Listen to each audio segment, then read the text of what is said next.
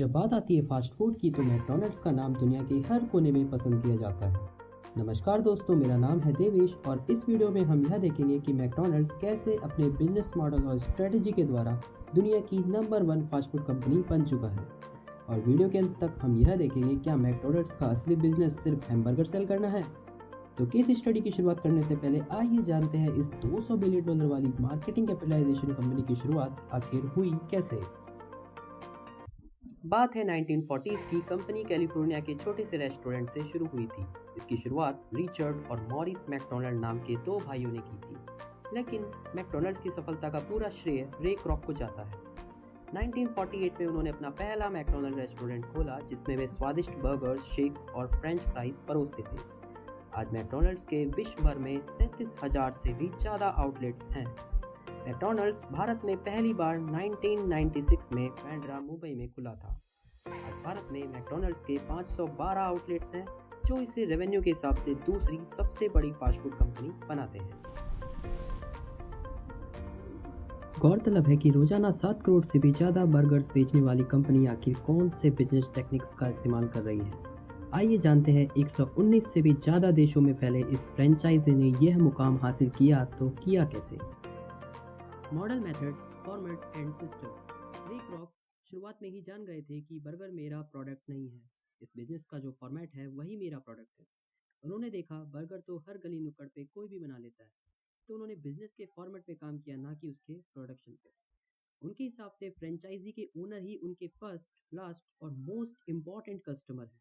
अपने इसी business model और मेथड की वजह से उन्होंने नंबर ऑफ रेस्टोरेंट्स बढ़ गए, ग्लोबल प्रॉफिट अर्न किया, ग्रोथ ऑफ सेल बढ़ गई, ऑपरेशनल एक्सीलेंस क्रिएट हुआ, प्रोडक्ट का स्टैंडर्डाइजेशन हुआ, ऑपरेटिंग कॉस्ट कम हो गया। QSC and V model.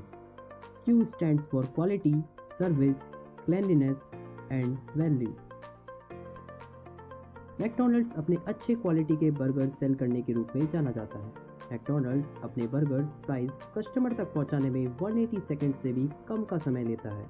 अपनी इसी खासियत की वजह से आज McDonald's number 1 quick service restaurant बन चुका है। Cleanliness.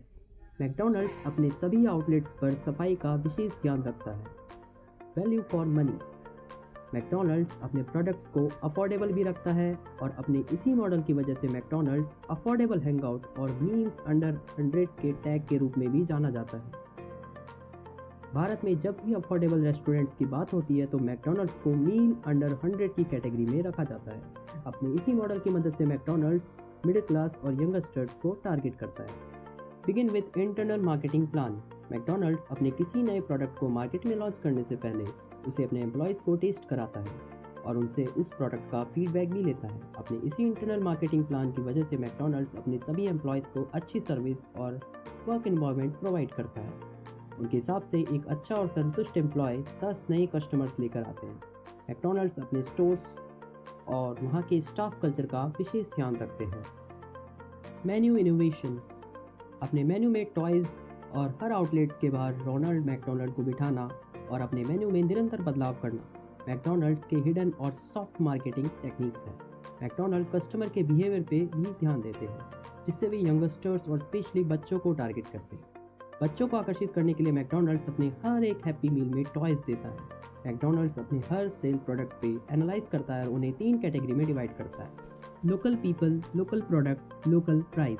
McDonald local man power employees को हायर करते हैं ताकि वहाँ के लोकल्स की रिलेशन आसानी से मैनेज हो जाए। तो हमने 5 पॉइंट्स में अब तक यह देखा कि कैसे McDonald's number 1 quick service restaurant chain बन चुका है अपने मार्केटिंग टेक्निक्स और आइडियाज़ के दम पर। और अगर आप यह सोच रहे हैं कि मैकडोनल्ड्स अपना मैक्सिमम प्रॉफिट हैमबर्गर सेल करके करता है तो शायद आप गलत हैं, क्योंकि मैकडोनल्ड्स का असली रेवेन्यू रियल एस्टेट रॉयल्टी से जनरेट होती है। प्रोडक्ट्स से ज़्यादा इस कंपनी के नए आउटलेट्स पे ध्यान देती है। मैकडोनल्ड्स अपने हर प्रोडक्ट को काफ़ी सोच विचार कर थोड़ा रिसर्च करके ही खोलता है और उसे फ्रेंचाइजी के ओनर ही उनके फर्स्ट, लास्ट और मोस्ट वैल्यूएबल कस्टमर्स हैं।